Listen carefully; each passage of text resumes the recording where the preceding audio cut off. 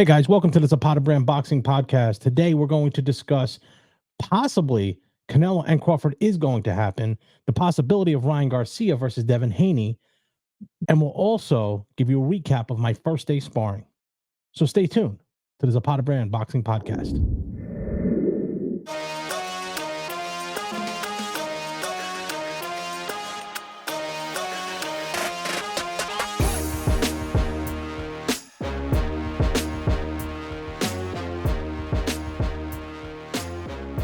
It is Wednesday evening. I'm just getting ready to go to the gym, get a couple rounds in. But before I did that, I figured I'd jump on here, give you a couple things that are going on in the world of boxing. So thanks for joining me here. Let me go over a little bit what has transpired in the last 24 hours. Now, I did say I was off the other day, but yesterday was my first day back sparring. I will go to that later. First, evidently, my information may be wrong. It looks as if Canelo Alvarez will indeed fight Terence Crawford in September, barring anything crazy happening with the Canelo fight coming up in May against Charlo. Though I don't think Crawford will take a tune-up in between. I think that'll give him enough time to build up. Now, nothing is official, nothing is signed yet, but the person that I have been speaking to is now leaning more towards that it may actually come to fruition coming in September. That kind of throws out my idea that maybe Munguia would step in, which I think that is something that's a little bit safer for Canelo. But as the fight grows closer, we'll do our insights on that. Also, I did see Ryan Garcia was on the Patrick Bet David podcast today. That is a great channel, Valuetainment. Patrick had Ryan on, and there's a few things I noticed about this interview. Ryan, I don't know if he's all there. Some of the things that he says doesn't make sense. It doesn't fit with what he says. One end, he's talking about his faith, God, religion, and all this other stuff. And the other end, he's talking about how his marriage is a disaster, going through a divorce, doesn't trust people. It really grows old. It almost seems that the thing that got Ryan to where he was him being real. Now he's fake. I am not convinced that this kid is now who he says he is. I think that one loss took a lot out of him. I think this is something that has to be looked at further down the road. But from what I understand now, the Devin Haney fight is back on. Whether it comes to fruition or not, that is to be decided soon, because April 20th is the date that Ryan Garcia will be back in the ring. That's the date that they have. But they did not say it was Devin Haney. They said that is the date they have.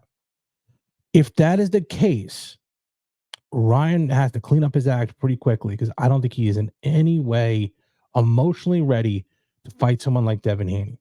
I think Devin Haney, takes him out pretty quickly. Maybe not a knockout, but either beats him senseless for 12 rounds, walk away unanimous decision. I don't think Ryan's the same person he was when he got beat by Tank.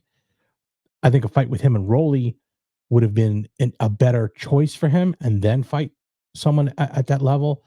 He rejected that offer. It was even an offer that, from what he said, Floyd Mayweather told him he should take, so he could get a belt to bring a belt to the table against Devin Haney, because then Devin Haney will come to him. So either way, it makes no sense to.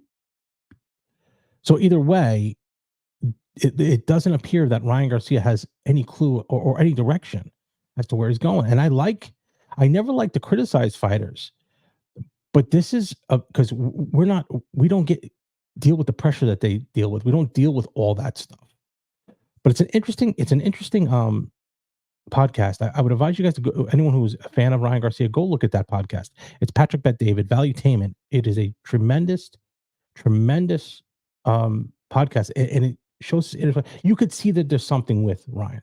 I mean, I'm telling you, there is something with Ryan Garcia. 100%, there's something with Ryan Garcia. Something going on, and I don't know what. It's something I don't know if it can be fixed. I think his career he's young, but I think he's one of those guys that the career, it was like a comet. It had a lot of spark at first and then dying out. That's what I believe. So that takes me to my next topic here. Me and my sparring session, I sparred about 6 or 7 rounds yesterday. I'm gonna finish up. I finished up with a little bit of pads and bag work.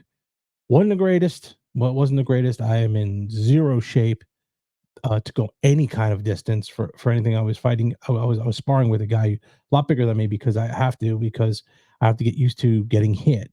So when I spar, in the beginning, I love to get hit to get my body accustomed to being hit.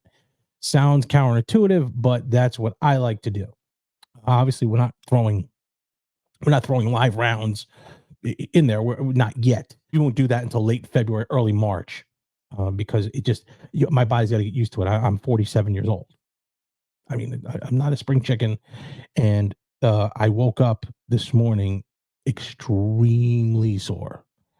So what I'll tell people all the time is when you're getting ready to fight, or let's say you're getting ready to get into your training for the fight, your body has to get accustomed to getting hit. It almost, as the weeks go on, you're getting hit, it becomes numb, so you don't feel it. Your body's getting in better shape. It's able to absorb the punishment more, and then you'll be able to not worry about getting hit and worry about the fight itself. You're already going to be getting in shape. That's par for the course. That's what happens. I don't worry about that. I think I'll be in shape. Then I worry about what kind of style am I looking at, who am I fighting, and what is our game plan. That is how I look at a fight. I have a pretty good idea of what I'm going to do.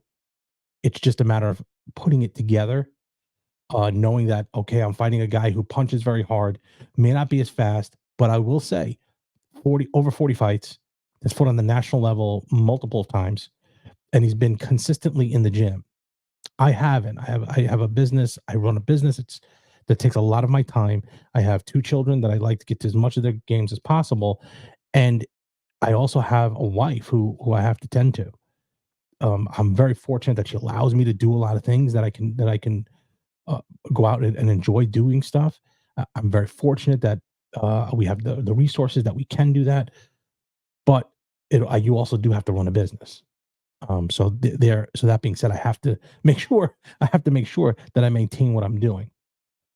So also a couple things coming down the pipe. I know Jersey Jay-Z with his channel Straight Out of Jersey. He has Greg Valentino coming up Thursday on a live stream, and possibly with Lee Priest. Lee is in Australia, so the time frame is a little bit different. It's difficult to have them get on at the same time. I'm going to start doing live streams shortly. I don't know when. It's just a matter of the timing. We just secured our contracts for the colleges, so now that's going to take a lot more of my time, and that's why I try to do this in the morning. However, I'm also very fortunate that I have workers that can do the job at hand. Very quick podcast. Just wanted to get you a little blog with it. Yes. Oh, this morning I weighed in at 212. Not going down as fast as I thought because of the sparring yesterday. I thought was pretty heavy. Not that I wasn't tired. I was tired. I was exhausted this morning. I was up at about 3:30. Got here probably around 3:45. And it was it was tough. Yesterday was tough. Yesterday was one of the toughest times I've had getting up out of bed. Probably one of the toughest.